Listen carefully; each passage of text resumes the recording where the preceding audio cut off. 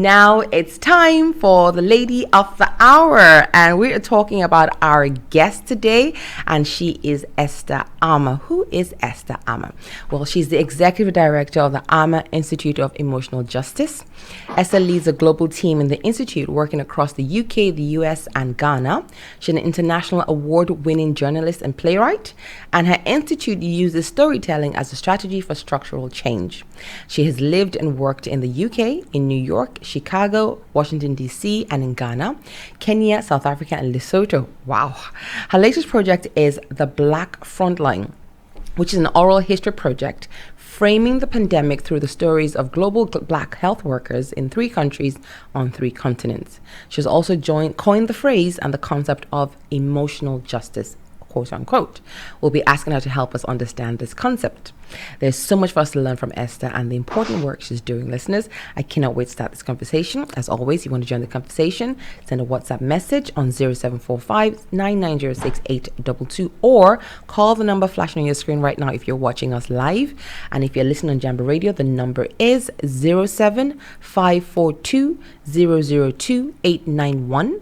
That's 07542 002 891. Of course, you can call us, you can text us or tweet us or Instagram, send an Instagram message anywhere in the world, to us, and we'll read your message out live right now. So if you want to join us while we're talking to Esther live, take the opportunity and do it. In the meantime, welcome to the show, Esther. You're so welcome. Thank you. Thank you. Thank you so much. It's such a pleasure to be here. I'm so excited it's so good to see you. So could you tell, well, first of all, before we go into that, I'm so excited because you're calling from Ghana. So how is Ghana today? What's the weather like? What's it like in Africa today? So in Ghana, we're on the coast. So yes. In Ghana, I'm up normally at around 5:30 because to wow. work out. So it's beautifully cool. Still first thing in the morning. We've had very serious sporadic rain. Okay. Like really heavy rains. Yeah, we're it's entering not really the rainy season. Well, it's not really the rainy season, so it's a bit early. I think, climate change is real for all the deniers out there. It's really real. It is real. It is real. But it's beautiful, beautiful breeze. It's still warm enough. Like I'm still wearing a t-shirt. I'm still wearing sleeves. Yeah. And it's good to be, it's good to be home. I'm sitting, I've got the glass in front of me, beautiful windows in front of me. Don't make me miss it. Trees. Don't make me miss it. We'll be buying a ticket next. I haven't been to Nigeria in 2 years now. I'm counting, so I'm ready. I get that feeling. Wow. It's just about I'm starting to get that feeling of I need to go. I'm starting to get that feeling. Anyway, it's great to have you. It's great to see you, in real life. So tell us a little bit about your background. Just a little bit before we get into your work. Just a little, because from that introduction, I saw you've lived everywhere in the world. I thought I was well traveled, but you put me to shame. So tell me a little bit about yourself and your background, a little bit about your bio. So I was born in London. I'm Black British. I was born in London, in North London in Islington, and lived there for some years, went back and forth between London and Ghana. Okay. And my family was involved in the independence movement and Pan-Africanism and activism. Yes. Right. And we ended up essentially, because of the coups of Ghana, the 66 coup, the 79 coup, and the 81 coup, we ended up essentially being kicked out of Ghana and being in London. Okay. In exile in London. And then so I worked and lived in London as a journalist for almost 10 years, went to school in London. Right. Then I moved to New York. And I lived in New York for almost 8 years as a journalist, set up a company there. Yes. Started writing plays and doing my theatre work there. Okay. I had worked and developed emotional justice very early on, really as part of my own personal journey that then became a much bigger national, global, political, emotional framework. Okay. But really I describe myself as a global Black chick.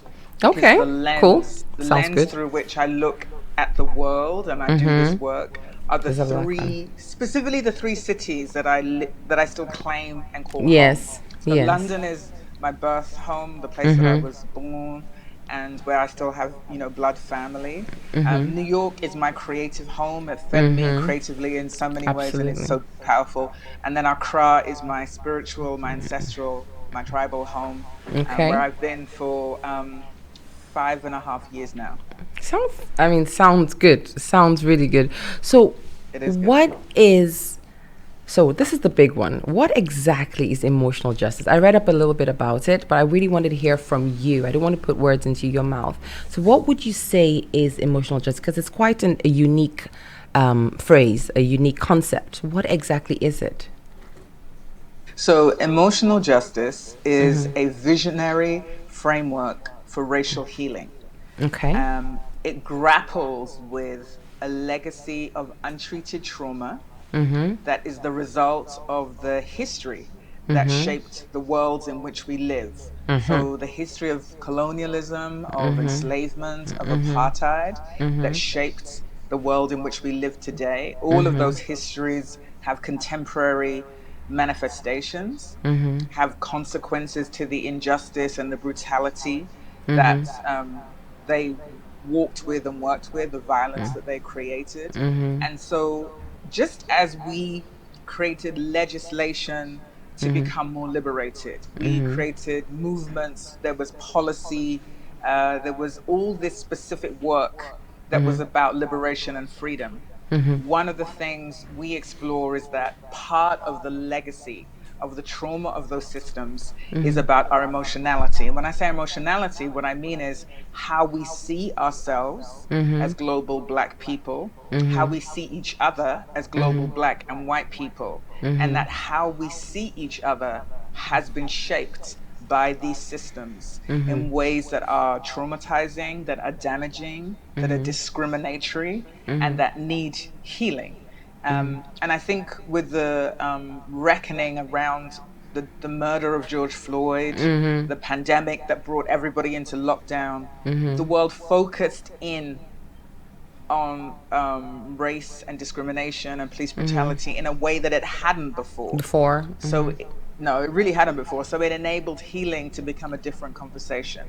For me, with emotional justice, it really developed over my journey and my work as a journalist. There were pivotal experiences in Philadelphia, in Ghana, and in South Africa, where I got to meet and engage with and interview really amazing people. I think one of the most pivotal ones was sitting with Steve Biko's widow, was getting to meet and speak with Winnie Mandela and with Desmond Tutu around the time of the Truth and Reconciliation Commission. Commission. And I really started to explore and really interrogate the notion of forgiveness, blackness, and white supremacy.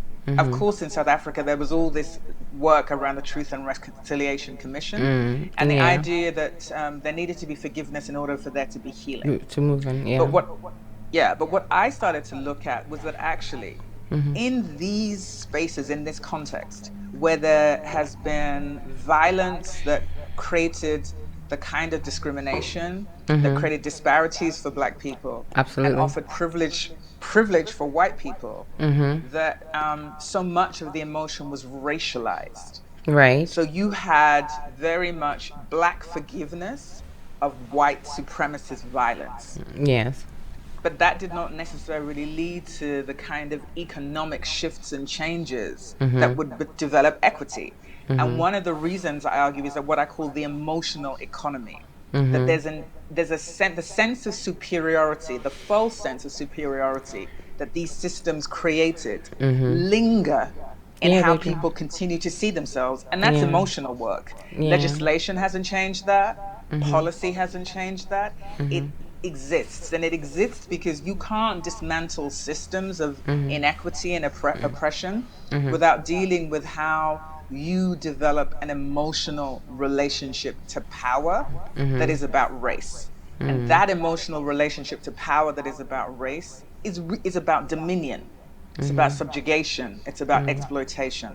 So emotional justice is saying there needs to be a visionary framework for racial healing that grapples with the complexity, the contradiction, the way that we see each other, the way that we've been taught to see each other, in order to sustain these inequities that actually are all about injustice. And that if we're going to dismantle systems that are unfair, part of that dismantling means we have to deal with the emotional world and emotionality.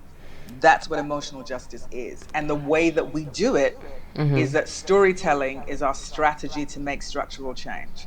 So what I mean by that is, obviously, there's people always talk about data. What do the numbers tell us? What do the numbers tell us? We talk about narrative, and we treat narrative as data. And we say, what does the narrative tell you?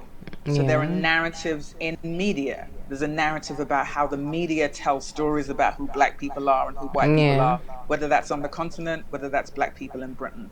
That narrative has an influence. It shapes how Absolutely. people see It themselves and see each brands other. you. Exactly, right?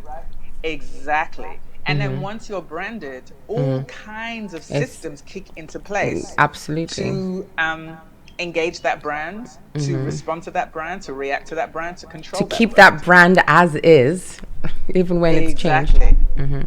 Even when it's changed, not even when it's changed, even when it was wrong. Because that's the point. The point is that it was wrong. Yeah, it was wrong in the first It place. was it was Yeah. wrong in the first, but it was created to sustain a relationship to power It's that fell along racial lines, that fell yeah. along gendered lines. And emotional Yeah. justice is saying that part of how you dismantle that is dealing with the trauma. And so much of that trauma is rooted in the emotional. So we do that in very specific, simple ways. Okay. We say that emotional justice is a framework. We built an organization in order to implement the framework. And then we devise programs in order to place the framework in organizations, in institutions. And we did that by developing projects, training, and thought leadership.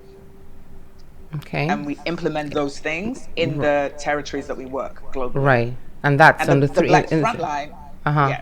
And the Black We'll Frontline come is to a the Black project that Frontline. manifests to that. Okay. Yes, but it's a We'll come to the manifestation. of. Yeah, it's a manifestation of how we implement the framework. Okay.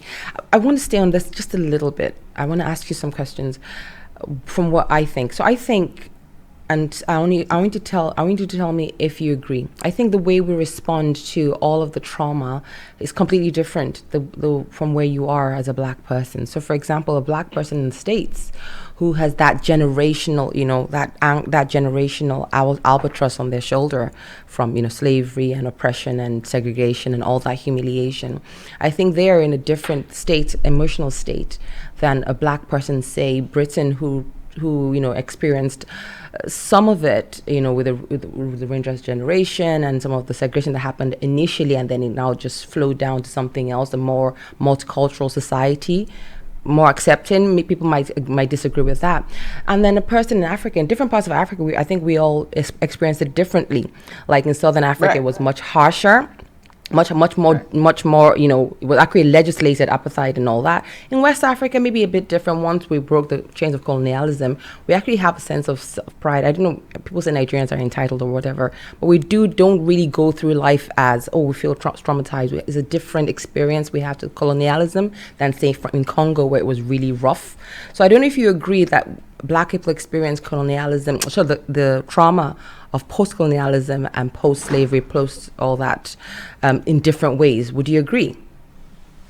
101%, because what we have to understand is that our Blackness was shaped by whatever geographical location we were in. Yes. So the Blackness in America was shaped by enslavement. Yes. Blackness in Britain was shaped by colonialism. Yes. Blackness on the continent was shaped by a variety of apartheid, colonialism, and it's the legacy of each of those systems that then shapes our relationship to ourselves as global Black people. But it's really important that we honor that there are what I call, there's a local specificity about your Blackness that is different if it's in Ghana, if it's in New York, or if it's in London. Absolutely. There's definitely that. But there's also a global frame, which is the connected piece of the continent of Africa. And there's different ways that manifest. So that in the UK, you have multiple legacies. So there was enslavement in the UK. There was enslavement, there was colonialism, there was Windrush, and there was migration. Yeah. So you have the legacy of all of those complicated spaces. You have the legacy of all of those. Yeah. In America, you have specifically the legacy of enslavement. And of course, segregation and Jim Crow. And of course, segregation and Jim Crow. On the continent of Africa, you have the legacy of enslavement, the legacy of colonialism, and the legacy of apartheid. And how that manifests is different. But that it manifests is definitely real. And so part of what we do in emotional justice, why we say we're a global institute, is that we recognize different environments require different tools. And we don't treat trauma or blackness as a monolith at all. And I think that's really important. No, it's not. It's not. Okay, so tell us about the Black Frontline. What is it? So the Black Frontline is so excited about this project. It's the largest oral history project of global Black doctors and nurses. We're gathering the stories of 300 Black doctors and nurses across the UK, across the US, and across across Ghana. Yeah. It's a project that is co-directed with myself, the Armah Institute of Emotional Justice, and Dr. Kim Gallen, who is the founder and director of COVID Black.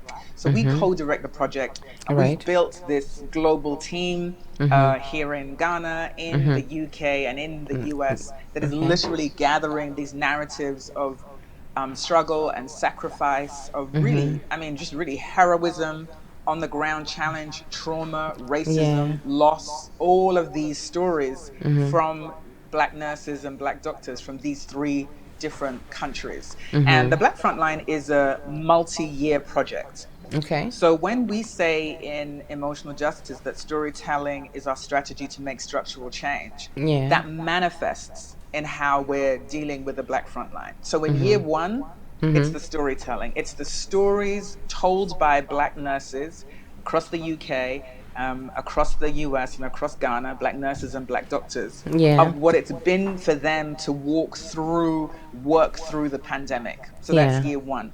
We also have TBF Presents. TBF Presents is the programming that we're doing, the panels, the discussions that bring Black nurses and Black doctors from across different spaces, different countries, to discuss health and race from their particular lens, in their particular geographical location, and their particular perspective. And then the structural piece is us developing curricula for how to use the narratives for the medical profession, the medical community, professional development, hospital administrators, to actually center the voices and the experiences of global Black doctors and nurses in order to change the healthcare sector so it is safer for those Black healthcare workers who work in it, and for us who all require treatment from it at whatever point. And so it's really about saying there is no normalcy that we're going back to, but what is our role in building the healthcare sector for the future? And how do we ensure that we center the experiences of Black doctors and Black nurses in thinking about what the healthcare sector of the future is? And the Black Frontline is our contribution to making that happen. And is it, when you say oral history, is it going to be recorded videos? Is it going to be compiled into a movie, a documentary? What's it going to be? So so it's these 300 narratives. It's oral history, so it's all audio. There's no video. Okay, no video. It's all oral. There's no video, and so we're going to have what we call it's the Black Frontline public website. Okay. So when we launch, you'll be able to literally click on the Black Frontline website, and when you go into it, learn a bit about the project and see these 3 territories: US, UK, Ghana. Click on one, click on nurses, click on doctors, and literally start to listen to the stories of, we hope, Black doctors and nurses in Scotland, of Black doctors and nurses from all over the UK, from across the US, and from across Ghana. So it's a public-facing site. The idea of that is to ensure that anybody in the world can actually listen to Black nurses and Black doctors telling their own stories from their own perspective, from their own geographical location, but it allows us to see the commonality, particularly around discrepancies and issues of race, but also what is different among those spaces as the first draft. And then there'll be additional elements of this project that will also join the website. And Right. then further down the line, all of the stories will be archived within an institution as they Right. continue to be part of Crow. really the first draft of the history of COVID as centering and taught by and told by This Black people. 300. So we're really excited And about that. Yep. why only Ghana? As a Nigerian, I'm like, why only Ghana? Why not in Nigeria? Why not in South Africa? Why not in Congo? Why only Ghana on the continent? Is that because that's where Yeah, you're and based? so there's always valid questions for where you go and where you don't go. Ghana is quite literally where we're based. It's where we're based, and It's that's it. very I've simple. worked in, yeah, very simple. I've worked in Nigeria, I've worked in Kenya, I've worked in South Africa. I live in Ghana and Yeah. have watched Corona play out in a particular way. And so Right, we right. definitely wanted to be really specific in terms of that space. Right. So that's So why what has the no problem, no problem. I always like to ring that bell. What has the reception been like among So it's been doctors? extraordinary. Okay, tell me.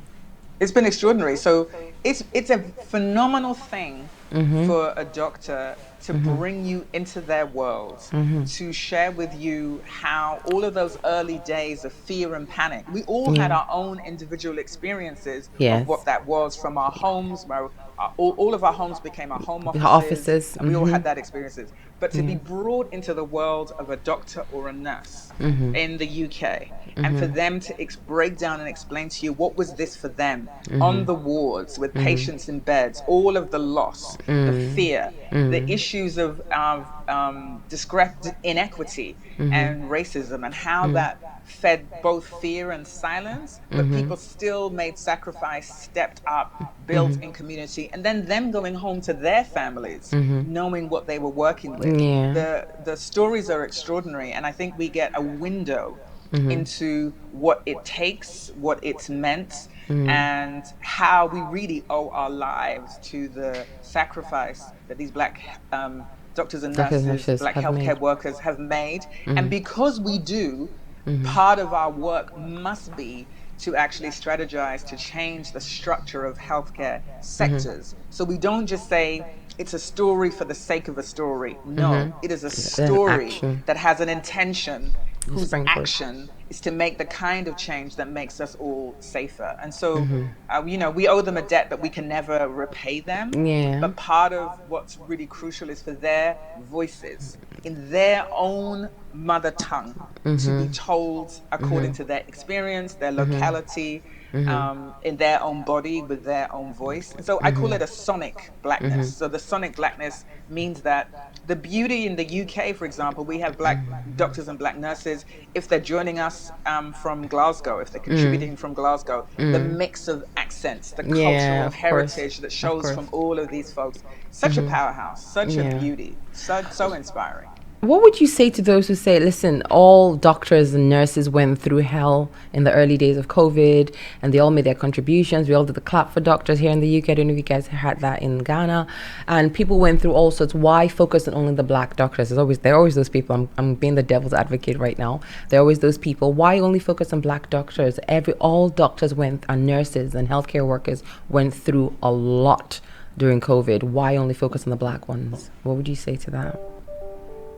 So I think that that's a totally invalid question that should never be asked ever of Black people, and it's one that I simply choose not to answer, because nobody should explain why they censor their own community in areas of health. And nobody ever asks anybody else other than Black people to explain why only Black folk. I think it's an invalid question, and so I don't. You wouldn't. Fantastic. And are there any stories you've heard? I know you started gathering them. Is there any one you've heard that's really like impressed you or really been, touched you quite personally so far? I mean, all of them. I mean, we really have to do, we have an amazing team of site administrators in each of those locations. Joan Mukokosi, who was our site administrator in the US, gathered all of the doctors in the US. Right. And when we have our weekly meetings, she would share with us some of the amazing, I mean, all of them are standouts. All of them are standouts. And it's so powerful to know that these doctors' voices and their stories remind you of a whole combination of things. So you had, for example, somebody who's going to the hospital, going onto a ward, is in scrubs, but Yes. then on their way home is being stopped by the police and is being profiled and just can't get home safely. And so you have these converging pandemics that Yeah. remind you of what it is to be Black in that space. I mean, in the Yeah. UK, extraordinary stories of how younger, more Doc- junior doctors doctors. or junior nurses dealing with feeling silenced by a system, even though there are established inequities, feeling a fear of if they spoke up, that there would be a consequence, a professional consequence to that, which is how inequity Okay. and racism functions. But them still Perpetuate. choosing to both step up, to stand up, and to really serve their community, their health community, in Yeah. ways that are extraordinary. I mean, there's so many extraordinary stories. You literally cannot pick, which is why it's such an So, embarrassment of riches. And I think also such an important project because there isn't anything like this. There's been lots of different surveys, people asking yeah. people to Yeah. tick different boxes, but what we Yeah. wanted to do was say that your voice, your literal voice, and your voice in the world is Matters. crucial. And you really are the Black Frontline. You are Yeah. literally the living definition of the Black Frontline, both Yeah. in this contemporary moment, but Yeah. you have this long history of what it's meant to be on the Black Frontline consistently. Yes. And so this is we see that as being part of the tradition of doing that work. Yeah. So yeah, so many standouts. Right. So many. And you say the long-term result, the long-term goals of the project are to create a systemic change into how Black doctors and nurses are treated eventually. Is that the long-term goal of the project, you would say? Yes, definitely. And part of how we are looking at that is saying structural change is how we improve any sector. Too often we think of it as people making individual change, and that individual change is enough.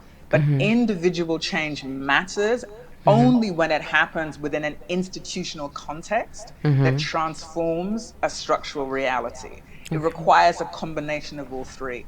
And so that's why we're creating curricula, which will be for the medical students, for those who are moving forward in their medical education, for those who are already working, doing professional development, all of those areas. And the narratives will be the centerpiece for all of the curricula that we create. And that's how we turn the stories into a structure, into a strategy and a structure that actually brings change to the healthcare sector. Okay. So I'm going to like ask this question. I don't want you to take offense to it, but do you think Black people, are stronger emotionally and deal with trauma a bit more effectively? And do you think that has been overused for a long time, and now we're at the breaking point where we're actually showing the cracks in? Because usually we say, oh, it doesn't matter, oh, this was happening in Europe, they won't be able to cope, we in Africa cope with so many things and we just get on with it, and then now you're seeing, I think people are actually like almost breaking. You see points where people are going, you know what, that person has been affected more than in the past. You would have said get on with it. Do you think things are changing and maybe we've been stretched too far, would you say? I think we were always stretched too far. I think that being able to hear how people are breaking, being able to have access to their stories is allowing us to see what has often been suppressed and silenced. Okay. I think that the legacy of enslavement, the legacy of colonialism, the legacy of white supremacy, the reality of racism means that you have to do what I call emotionally shapeshift in order to survive.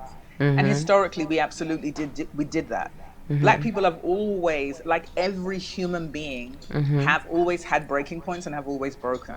How they break has often not been a point of discussion. It's not been publicly known, and it's not been publicly discussed or acknowledged. I think there is there's a real danger in the narrative or the language that suggests somehow Black people can take more than other people. No human beings can take what has happened to Black people. The legacy of the untreated trauma is why we continue to break. But there's also no question that for white people, because there was a system that was set up to privilege them, to privilege their health, to protect them, there are traumas that they have never had to deal with, and so they don't have a resilience. So what we say in emotional justice is what global Black people need are emotional resources. What global white people need is to develop some resilience around the challenges that have occurred around the pandemic. But there is no such thing as a resilience that's particular or peculiar to Black people. They have definitely learned to navigate trauma in order to survive. And it's because of that healing is so crucial now, and more healing is required now than ever before. And getting it matters, not in this kind of piecemeal, little by little reality, but in a real institutional, structural framework. It's crucial. I don't want to seem like I'm pushing back on you, Esther, but I do want us to say at the same time, feel free. At the same time, we're acknowledging, the trauma and all that's we've been through, and all the historical, pieces that make us who we are. We should not also forget the pride it is in being Black. Like, I wouldn't change it. I wouldn't trade it. I would come back 1,000 times a Black person. That's how I feel personally. So I feel like I look at my mother, for example, and what her life has not been shaped. I know there are historical consequences of colonialism, but her life has not been shaped by colonialism. She was born within the colonial times, but that was like something that was happening over there. We're talking to Serena about it. When it comes to government matters and all that, she went through school, she went to university, she got married, she worked well. She worked in the corporate world. She's older now, but she's lived her life of pure Black pride, national pride, Nigerian pride, Yoruba pride. She knows who she is. She knows who her ancestors are. She's a very proud, beautiful woman. So I wouldn't see her and go, oh, she's gone through trauma. There are people like that. So should we all still say, oh, we have the traumatic, residue of colonialism, if there are people we know in our lives who have lived their lives as proud Black Africans with none of that over their heads? Or do you think it doesn't matter? We all still are holding on to certain things. What do you think? I think it's important to be really clear that we can simultaneously acknowledge that we are a people dealing with a legacy of trauma, and in that same reality acknowledge that there is a beauty and a badassness and a pride and a power in being Black that is absolutely 100% true. So for us, acknowledging that there is the reality of trauma, acknowledging that there is a legacy of untreated trauma, acknowledging that we live with a legacy of colonialism, in no way negates the power of Blackness. Part of what we also must learn to do as a Black people is not be binary in our own experience. There's the notion that you can only either be one or the other is simply not true. Colonialism didn't just happen to one individual person. It's a structure that affected our entire continent. And manifest in different ways. And also in that, and there was a pre-reality of the continent, because we know historically there's always been a power to Blackness. That doesn't change because we're talking about the need to heal and to recognize the trauma that exists, and that also we think of being traumatized as being broken, and that is not true when it comes to Blackness. That the reality is, in order to not just continue to thrive, and I mean thrive not just individually, but as nations, as communities, as nations, and as a continent, healing is required, because it is because of the legacy of untreated trauma that our continent and nations in our continent are in the state that they are in.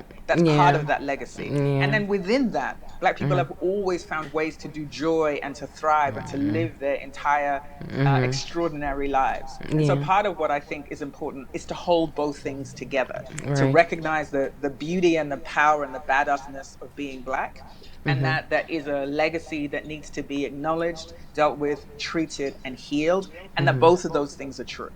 Absolutely. Both of those things are true. Esther, there's so much more I want to ask you. I'm going to have you back on the show if that's okay.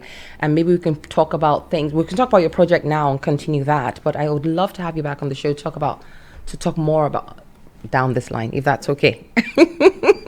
I would love that. I would love that. Okay. I would love to say, I know we're talking to this amazing show that is in Scotland, so we would Yeah. love to reach out and hear from Black doctors and nurses It's in in Scotland. Scotland, absolutely. We really would love to include That was my in next this question. amazing My next project. question was, Yeah. how can we help? That was my next question. How can we help? What can we do? Wonderful.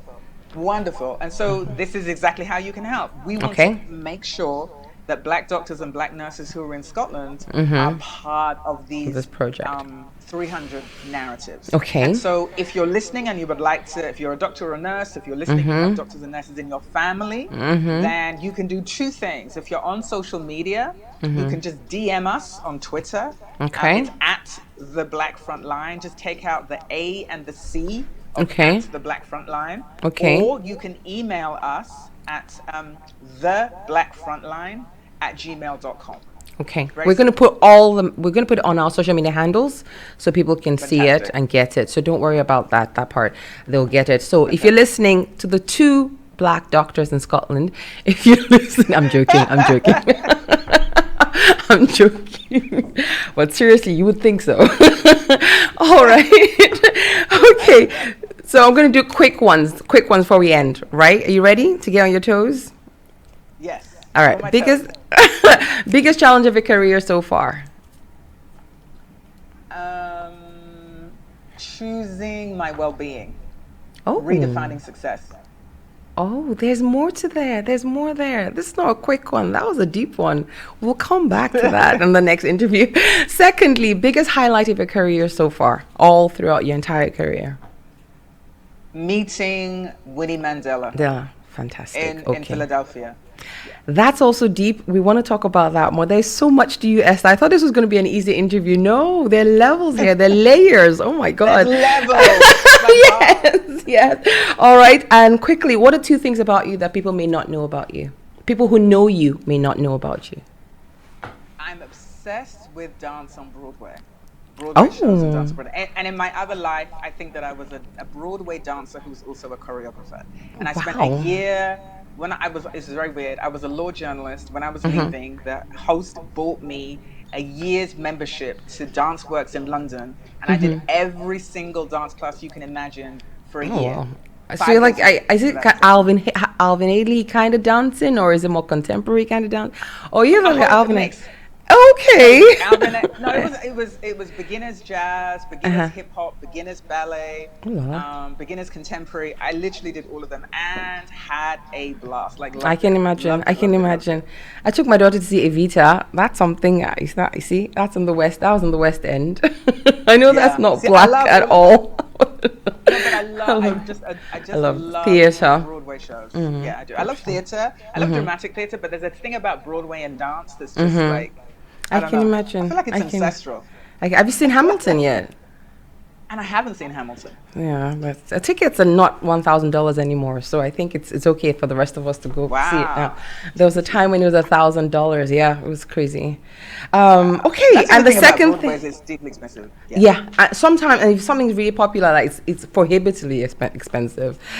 Second thing about you. So the first thing is that you're Broadway head, and second thing. What is the second thing? People don't know. I'm a tea freak. Tea? Some people might know that. I'm a tea freak, yeah. And by tea, I mean, I don't make tea. Like, tea is a ritual. I see. All kinds of teas. Because I'm on the continent, I've really become obsessed about African teas. Like Kenyan tea. Ethiopian teas. Yes, and the ritual of... Serena is smiling. the She's glass. Kenyan, so she's just smiling ear to ear here. Oh, really? Yeah, no, tea is a total ritual for me. Like, I go out to find places to go out, sit, have it, take a moment. I call it emotional libation. Love it. Why not? Esther, thank you so much. Like, there's so much more. The hour is not enough. The 40 minutes were not enough. We need to come back to this. There's so much more there. But thank you for this particular one. We're going to put all the details of the Black Frontline on all our social media handles and the website so people can find it. And we're going to link to you as well so they can find you as well. So don't worry about that. If you're out there and listening, you want to be part of this amazing project, and you're a doctor or a nurse or a health worker, please go to Black Frontline. Just Google it. You will find it immediately. Or the Armah Institute of Emotional Justice. You can link it through there as well. Or Jambo Radio. you can link it through us. So if you're interested in joining this and they need you to join this, they want your voice here, please get in touch. And that's it. Thank you so much, Esther, for being on the show. One more thing. Do you have a song you want us to play for you? Don't worry, we can do it later. Don't panic. This is hard because I have a few songs. So Freedom by Shatta Wale. Okay, Freedom by Shatta Wale. And Pata Pata by Miriam Makeba. Okay, Pata Pata. That's an old school one. There's also Black Woman by Seun Kuti. Seun Kuti. Do you know how many songs have Black woman in them? We're just joking with Serena the other day that African artists can get away with saying Black woman, African queen, your black skin, and white artists can never go and go white queen, snow white skin. It's like it's too soon. The other one I'm really loving right now though is there's a Nigerian artist, Tobe Nwigwe. Tobe, he's American. He's Nigerian American, who I love. And then the current joint that I'm loving is Nas featuring Lauryn Hill called Nobody. His new album, is that a new one by both of them? All right, so we're going to Tobe Nwigwe or Shatta Wale or Black Woman by Seun Kuti. Seun Kuti. All right, so Landry, you have your choices, and he's gonna play one of these for you. And if you keep listening after this, you're gonna find out which one it was. Thank you so much for being on the show. Thank you. And we'll be in touch. And don't be a stranger. Come back anytime you want to come back. Okay. My pleasure. This was such a joy. Listen, there's so many things I want to ask you that are not about the Black Frontline, but I think we'll have to do another interview in a couple of weeks, perhaps, whenever you have time to come back to the show. Thank you so much. I'll be more than happy to do that. Talk to you soon. Bye. Have a great day. Take care. All right. Bye.